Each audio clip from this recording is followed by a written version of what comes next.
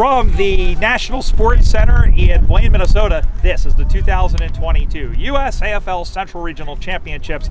This is a Pool A match between the Nashville Kangaroos and the Austin Crows. I'm Brian Barish. Joining me for this match is Brad Costin, and we are just about set to get underway. The Crows are 1-0 and with a win can pinch their spot in the grand final.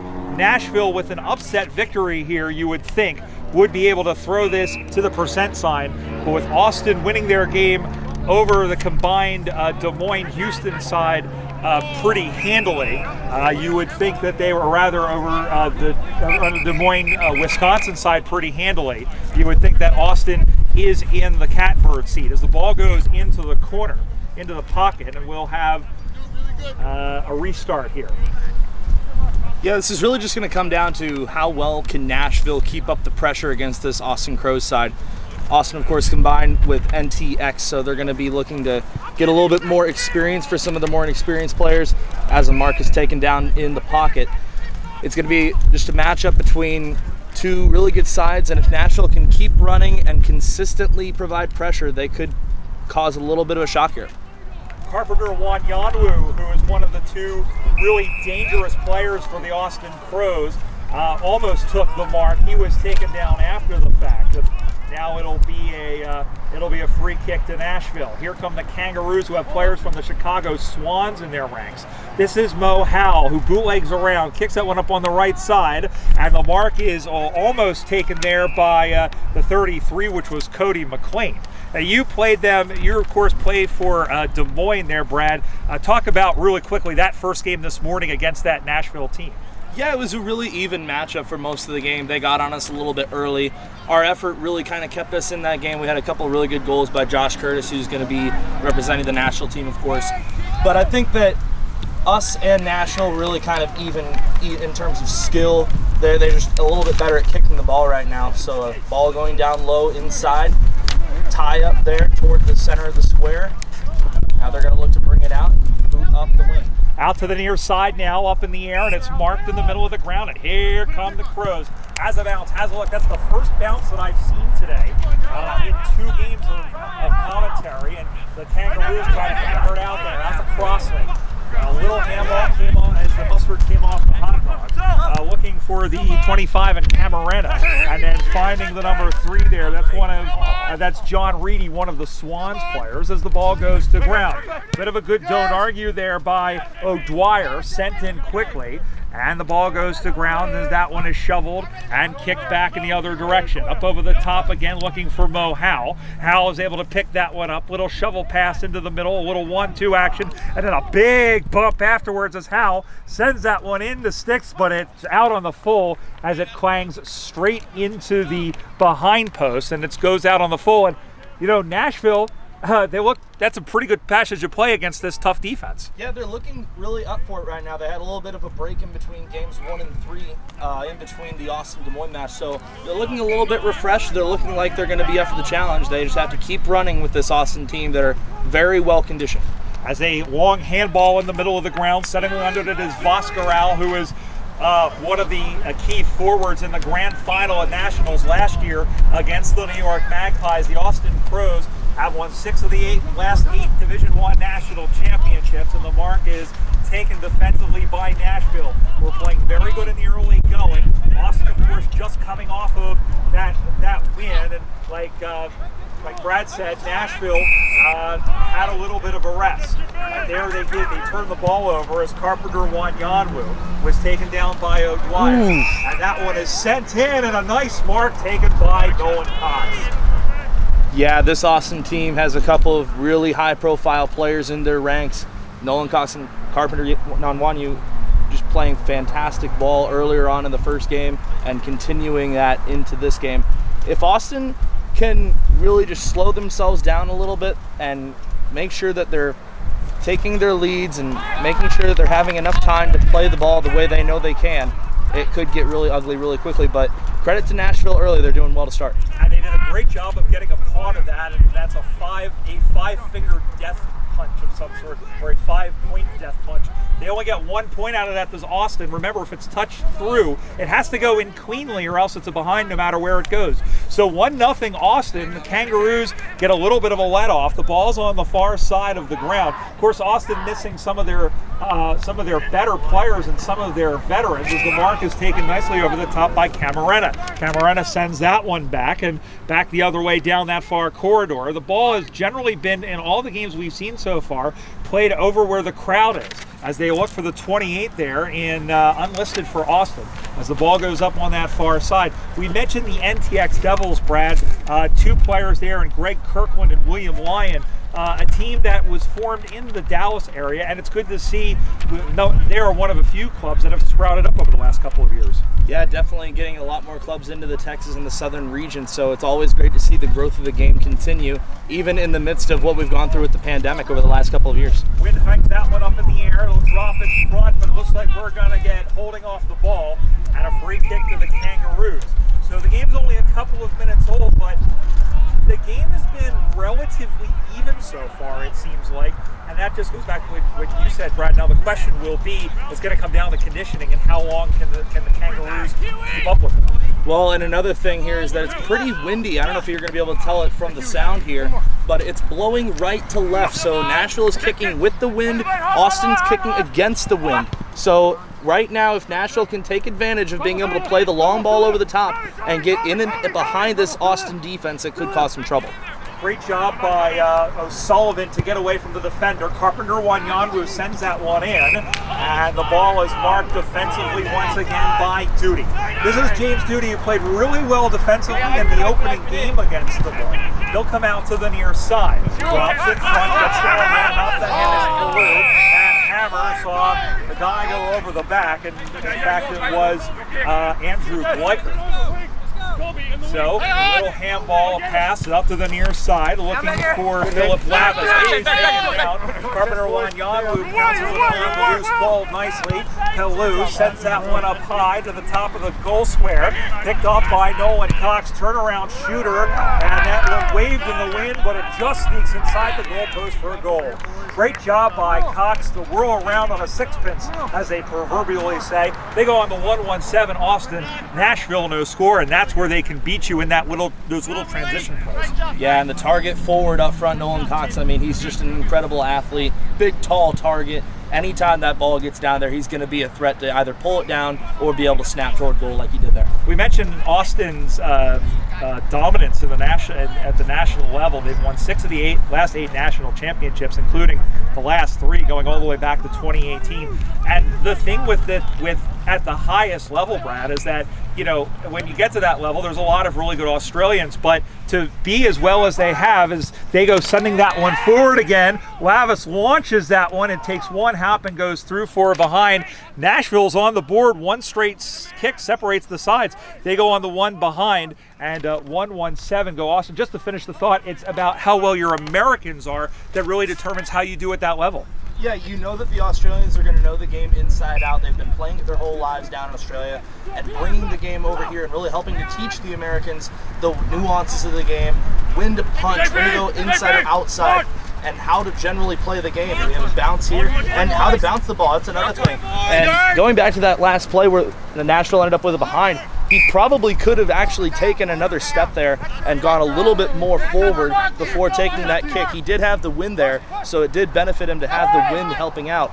But I think he probably could have taken a couple extra steps. He had a little bit of clean space there. Carpenter Wanyanwu sets that ball across the face. The wind take that one. This is more of a crosswind than really favoring one side, which is probably why we're seeing most of the play on the opposite side of the field. There's a massive humanity over there, and somewhere in there is a leather football, and the ball has nurdled itself out of bounds. It'll be a boundary throw. And we were talking about the American teams, and you know, a lot of the higher clubs, they have a good amount of Americans, but I think that's what makes a club like the Blaine so special. And you can correct me if I'm wrong. I'm pretty sure y'all are all American, right? We are, and we really pride ourselves on that. We have a lot of good athletes in the team, a couple of really good national team players like Peter Bailey and Josh Curtis, yep, and a lot of other players who are really, really determined to learn the game and determined to go all out all the time. And we like to pride ourselves on our effort, and we kind of sometimes have to check that a little bit and just make sure that we're playing the game the right way. In a way, kind of like the Austin way. They know how to play the game really, really well as the ball is sent across. Great switch of play there. And here's another one over the top. We might have a shot at goal here, and it's off the side of the boot a little bit. Toward the pocket, drops in front. Yep, and now trying to clear that one out. I think that's Timmy Herman there, but almost turned it over, and that one is sent down the way and marked again and by the Crows here, standing about 60 meters out. Little chip kick up over the top, and the big men fly. Ball goes to ground. 3 red, white, and blue jumpers. It's a crash boom opera. Picking that one up is Ben Martinez. Martinez does a big old circle, and he's going to get called the trailing official. Called holding the ball, and it'll be a free kick going the way of Nashville. We check again, double check the scores. In fact, we are going to take our water break. So with the COVID situation in place, just to remind, they have no water runner. So we will step aside and come right back for the return of this one. You're watching the 2022 USAFL Central Regional Championships here on USAFL.com. And we're back here just as we get back. Austin has kicked another goal, and they extend their lead. They go on to 2-1-13. Nashville one behind, and everybody got a chance to catch their breath on that one, Brad, and unfortunately Austin took advantage of it. Yeah, it's right off of that dead ball stoppage, right back into action, and a little bit of a goalmouth scramble, as we like to say in the hockey world, and figuratively enough, we're in the state of hockey up here in Minnesota. But yeah, just a goalmouth scramble, good shepherding by the Austin players, giving them enough time to get a little snap kick off, and they're able to fight their way through to a goal. Now 2-1-13 to 1 behind. 2 straight kicks separate the sides, and I will refrain from making any Cesar Maniago references for those of you Minnesota North Star fans, as the ball goes back in the air once again, and the ball gets hammered forward. Nashville needs to do something with this win, or else it could get very ugly in the second half. Here the other way comes O'Sullivan, little chippy handball, and then sends that one inside the top of the 50-meter arc, and a nice defensive mark taken by James Duty, who has done a fantastic job defensively, as we mentioned a little bit earlier. Comes out to the near side, drops in front of Jacoby Smith. Little 1-2 there with James Bates. Batesy sends that one in, and a great diving mark made. And it is, in fact, paid. We weren't sure offhand, but I think he was looking to see if he was going to give him a 50 for kind of holding him onto him for too long. Would have just put him right at the front of the goal square for a kick on goal. And he's going to have a little bit of an off-center 45-degree angle kick here. Yeah, this is William Lyon, who is one of the 2 New York, Texas Devils. They make their regionals debut, and Lyon slots it through the 2 big sticks, and it's another sausage roll. That takes them on to 3-1-19. The lead is 3 straight kicks, 1 point behind. Match analyst Brad Costa.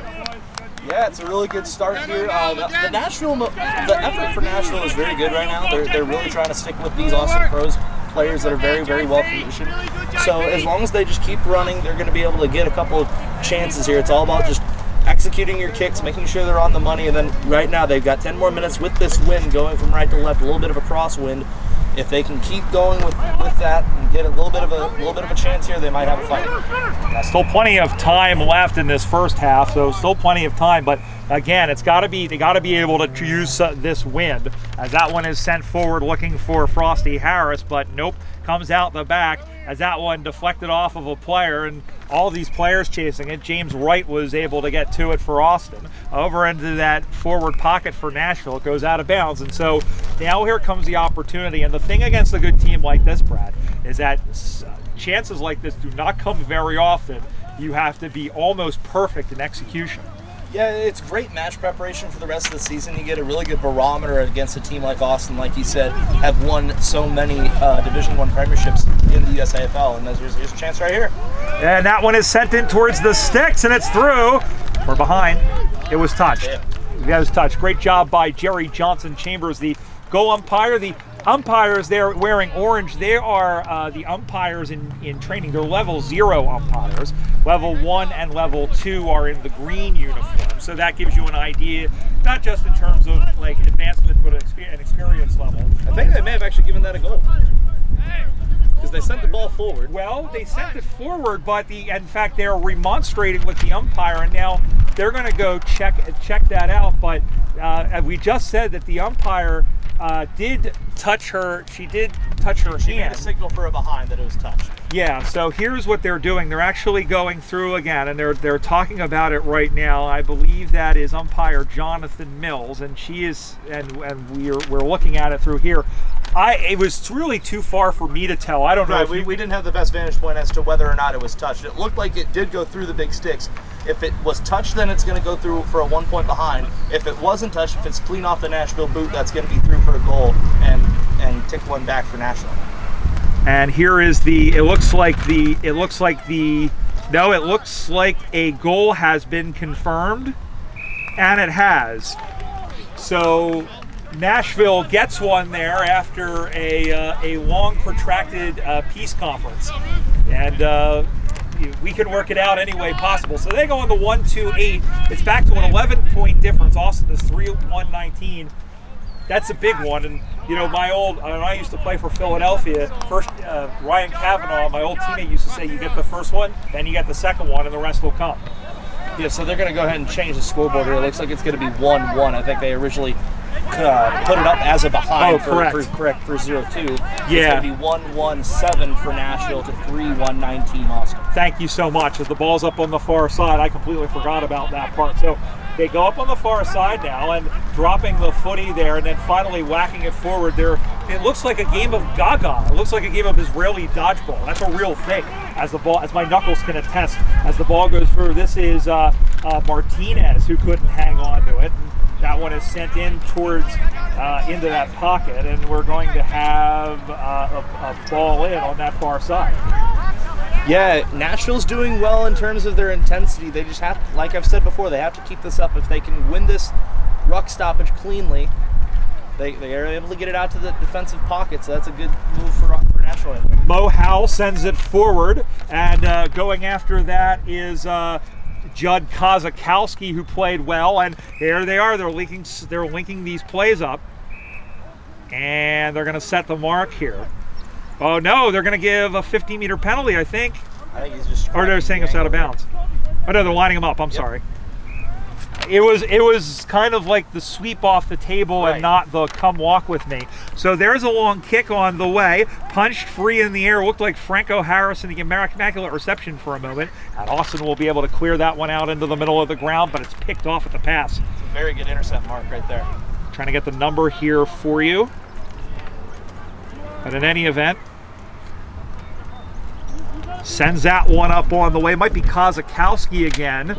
It's a 5-on-1 for Austin, and at the very least they'll keep the ball alive, but nope, able to clear that one out and out to the near side. Has Smith ahead of him if he wants him. Chips it out to the near side for Chippy. Ben Carpenter, and he went down kind of awkwardly, and that is not good. He is holding his knee. And oh my goodness, that was rough. We'll give that a moment here. They're calling for a substitution, and Brad, that happened right in front of us. You could tell when he hit the ground that it was kind of awkward. Yeah, that's never a good thing, having a player reach for his knee like that. It was definitely an awkward landing there. He was trying to get himself centered up and look forward to keep advancing the play. But yeah, this is definitely not a good situation. Yeah, Ben Carpenter Wanyanwu, who played for Montrose at the foot of the Dandenong Mountains for a time about 7-8 years ago. Played for the Vietnam Swans as well. Was the best of the tournament in 2017 at the AFL International Cup.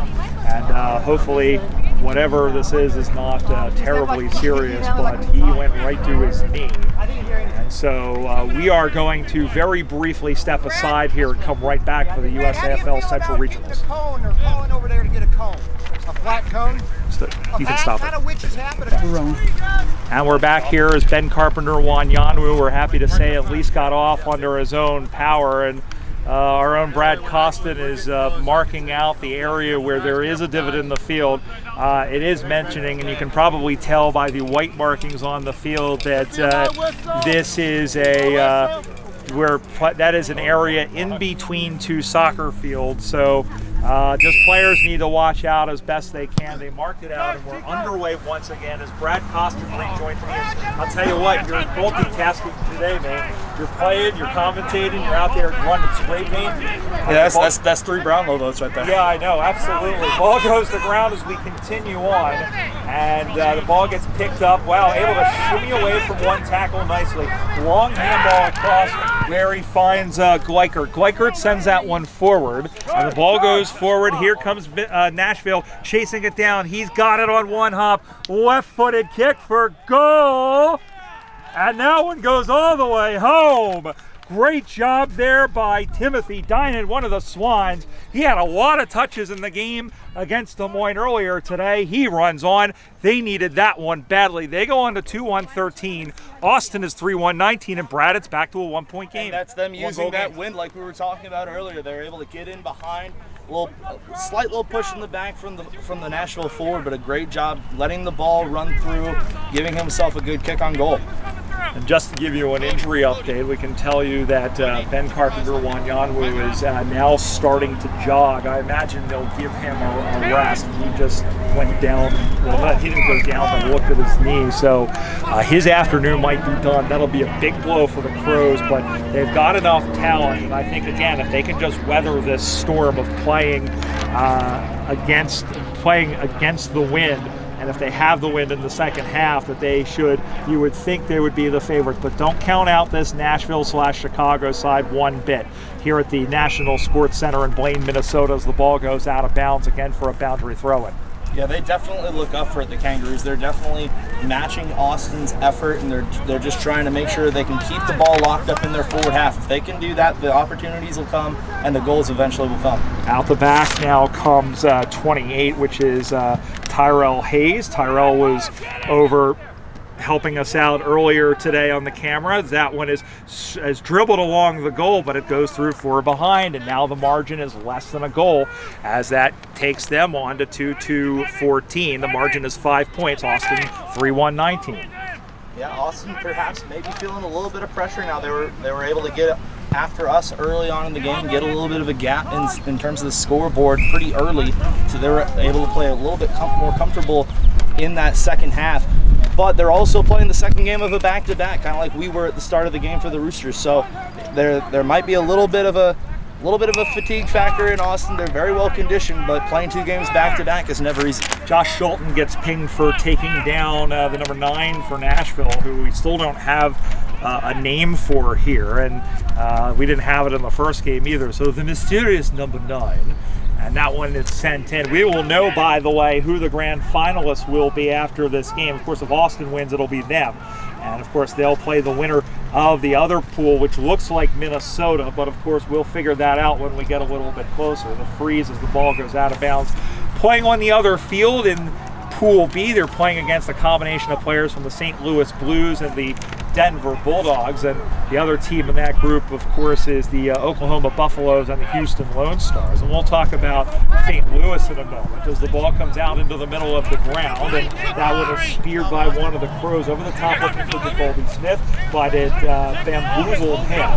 And then going down again at his shoulder, he sends a tunnel ball on. Picking that one up is Bates. Bates circles around, throws that one onto the right as that one goes in.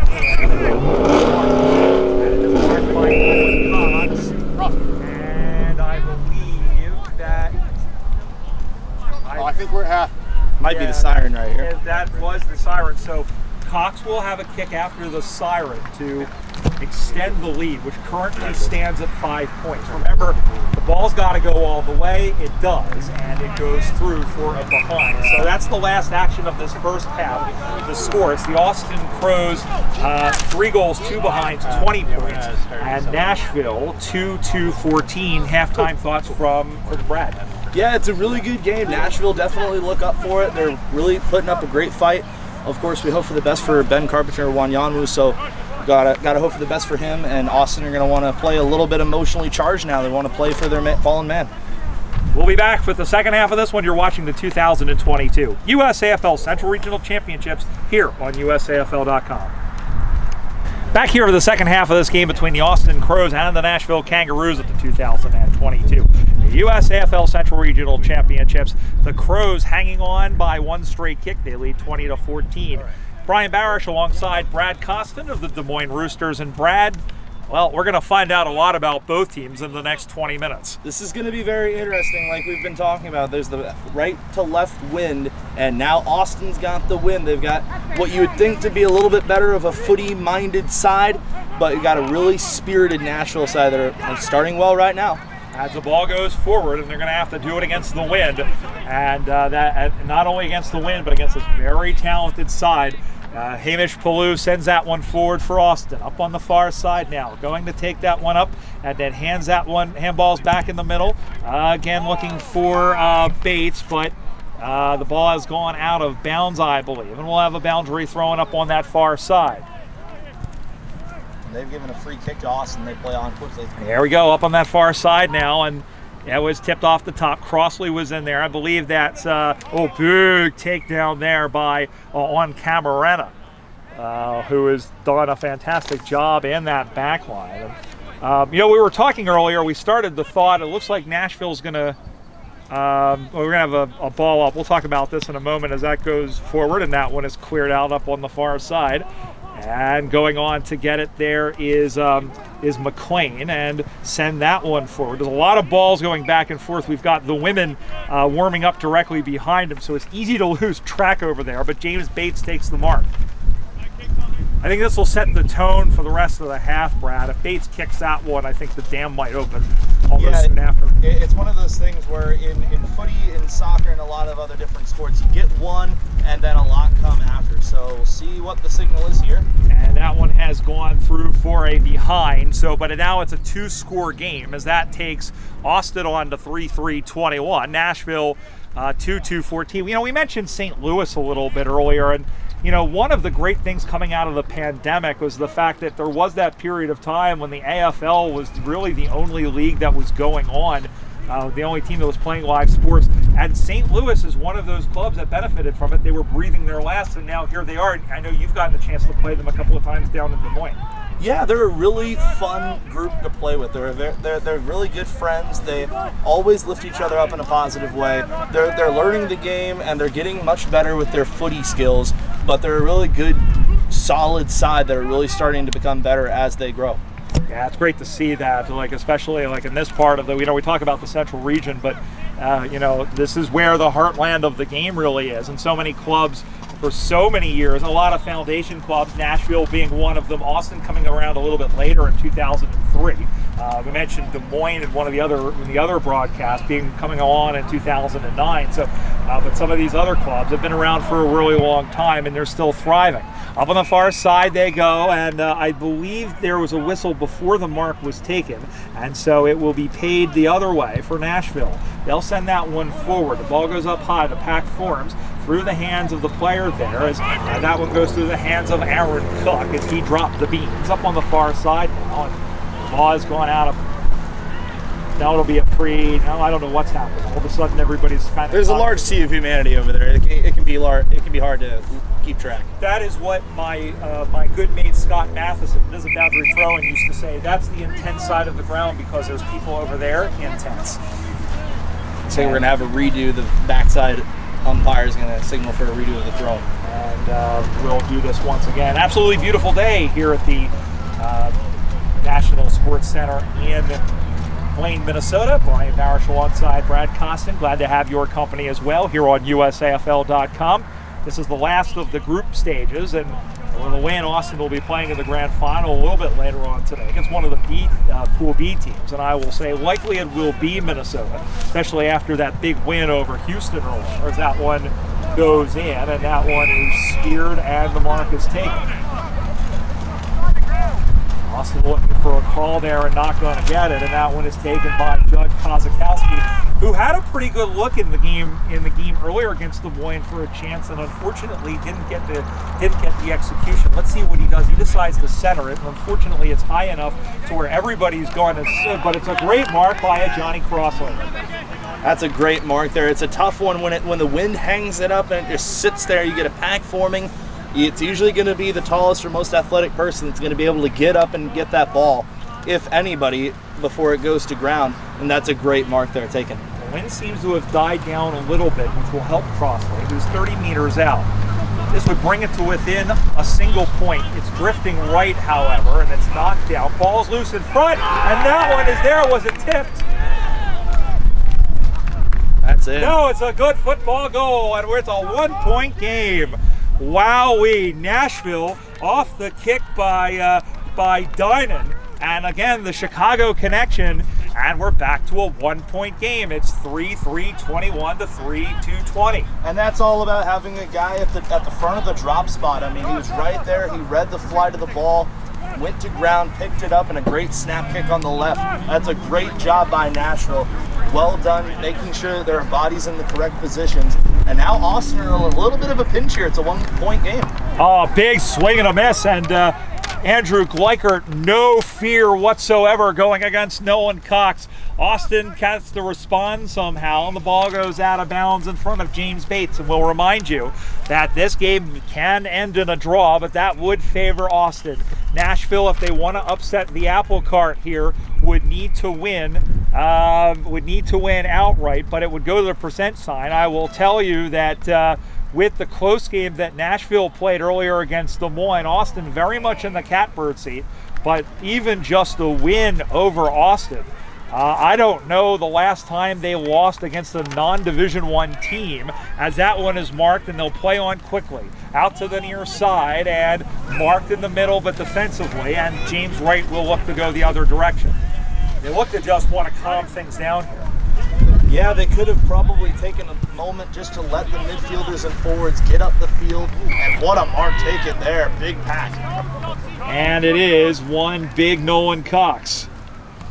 It's something about that Cox family. It's just incredible athletic genes in that family. He's doing a great job up there, big man. I'll tell you what, not the Sledge's brother, but I would put money on the probability of Nolan taking that over Mason. As Nolan Cox sends that one on the way, it sails through straight and majestic, just like a flatulent moth, and that extends the lead, and boy, Austin needed that one. They go on to 4-3-27, Nashville 3-2-20, and that should help settle the nerves at least for now. But yeah, Nashville just has to keep up the pressure. They're doing well, making sure that they're not getting too much space, the Crows. So if they can just keep on them, they're going to really keep applying that pressure and make it tough for this Crow side to get over the line. Ball come back in the middle of the ground once again, and we're set to go. Ball goes up in the air, and again, Gleichert this time wanted to advantage. Crossley cycles around, now kicks that one forward, but it's going to be almost an uncontested mark, as the Crows had a player out the back there in Tyrell Hayes, and now they went to go. He dropped the little shovel pass that was barely legal, and then here comes Bates the other way with the don't argue. That one's up in the air, juggled and dropped. Probably should have taken that one, and then Duty is taken down, and it's going to be pushing the back, and we'll have a free kick as Nolan Cox gives up the ball. This is such a good game. I mean, these are two really high effort, high motivation sides really going after it. And you can tell that Nashville has had a little bit of a rest in between games, and Austin's going straight in after playing Des Moines. Chipped in over the top. Well, the reward for Austin will be a long break if they can hang on here, because there is about a 2-hour break between the end of this game and the grand final, should they make it. But that is a long way away, as the margin, we said, still just 7 points. And I think irrespective of what happens the rest of the game, this has to be a moral victory for both the Kangaroos and the Swans. But here we come the other direction. Juggled and marked by Nolan Cox. He is having a great game right now. They're targeting up forward. He plays on quick. Has a taken down from behind. What a great job by Johnny Crossley. He is gone, and the player that was tackled there, just trying to see who it was, arguing that it should have been pushed in the back, but it wasn't. And I think that was a great tackle, Brad. That's tackle of the day by a mile. That is an incredible chase down. They went for the play on quickly, and he just tracked him down. It was a fantastic tackle. But unfortunately, it was turned over to Big Cox, and throwing his shoulder in against Bates now. And The ball goes to ground. Everybody goes down mushroom farming, throw a blanket over about 15 players, and all those other cliches, and we'll have a ball up. That's what I say. Irrespective of what happens, I think every single player wearing those Nashville colors should be happy at the effort that they're giving, even though we still have, I think, more than a quarter of a game still to go. They're playing really, really inspired. Smith off the left foot, but it's marked defensively, and you're seeing that here. They are not afraid of the national champions. Big shoulder put in there, and he's going in like a wrecking ball. He looked a little bit like Miley Cyrus on that one, you know, in the wrecking ball way. Turns that one off to the side, and they are giving a water break. We thought they were going to wait for a break in between, but they're going to call it here. And that's Austin Beatty, the big 33. He played for Des Moines a couple of years ago. We know how good he is. He's a really big bundle of energy. I mean, that guy's like a human Energizer bunny. A man after my own heart. We're going to come right back. It's 27-20. You're watching the 2022 USAFL Central Regional Championships. Oh, wow. All right. Yeah, we're rolling.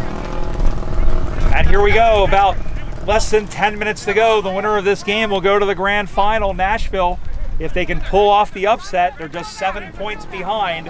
And Austin trying to put the kibosh on any sort of dreams of an upset. Here running through is Jacoby Smith for Austin. Gives the handball, kicks that one, that's Vasagrau.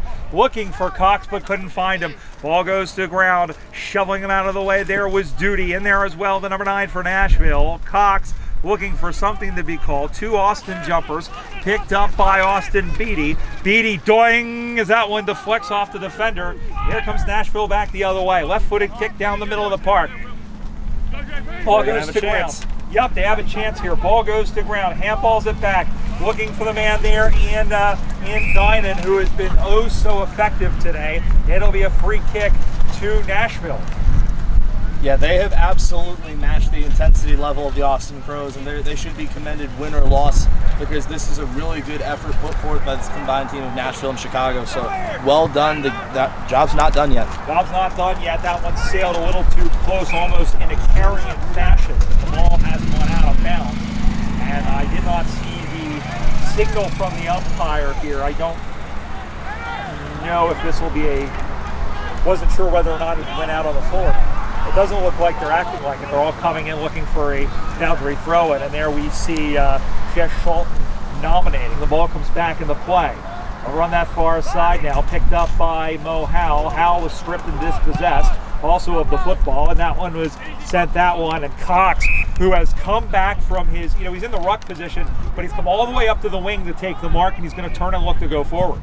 Yeah, we've seen him playing a little bit of ruck, a little bit of center half forward, full forward. He's all over the ground. He's had a really, really solid game, Nolan Cox. He's like Goose Exterman. He's absolutely everywhere as the ball goes to ground. That's supposed to be complimentary, by the way.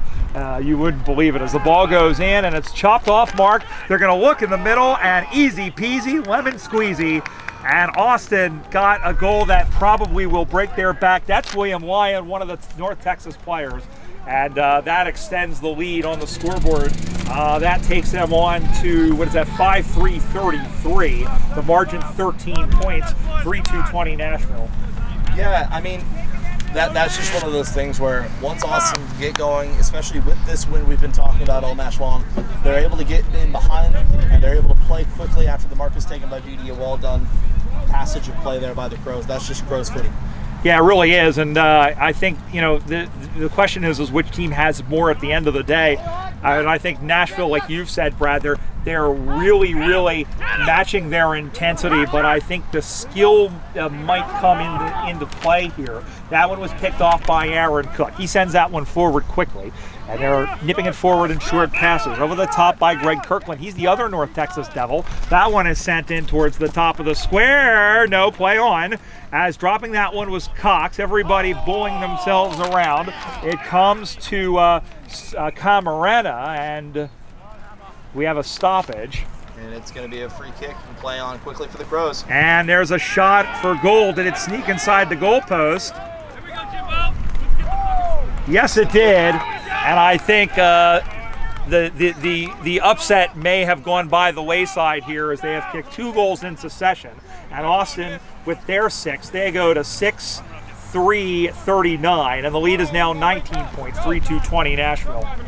Yeah, it just really goes to show how solid this Austin Crows team is, and the North Texas Devils also combining really well. So it's definitely one of those things where when you're playing with a combined team, you have to take the combined strengths of both sides. You have to make sure that you have solid cohesion within your squad, and Austin looked as if that they've done that really, really well so far. They really have, and that's why they've been so successful over the years, is because they know how to play so perfectly, even when their backs are up against the wall. And I remember thinking, you know, it was a windy day like this in 2016 in Indianapolis when they trailed Denver by 33 points at halftime and came on the win by 3. So, you know, that was at the 2016 Central Regionals, and you know, here they are again doing what they know how to do. This one is sent in deep. Yep, looking for Cox. He was looming, but he finds Kirkland once again. He turns quickly, and Kirkland has sent that one behind the stick, I believe. In fact, he has. So another behind, that's 6-4-30, sorry, 6-4-40. The margin is 20 points as they've doubled up Nashville 3-20.